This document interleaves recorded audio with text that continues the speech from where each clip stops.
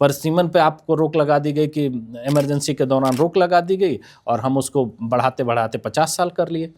तो 50 साल से अगर हम अपने जनप्रतिनिधियों की संख्या नहीं निर्धारित कर पा रहे हैं तो हम लोकतंत्र के बड़े लोकतंत्र होने का दावा किस आधार पर कर पा रहे हैं?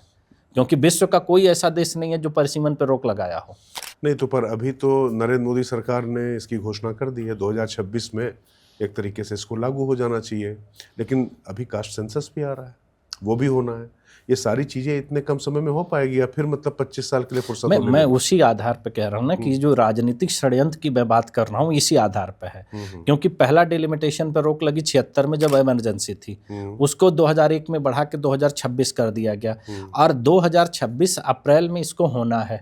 तो उस पे 6 महीने पहले तक तो कोई सुगबुगाहट ही नहीं है। जो चीज़ 50 सालों से बंद पड़ी है उसको अगर आपको खोलना है और उसको करना है तो उसके लिए तो टाइम लगेगा ही लगेगा।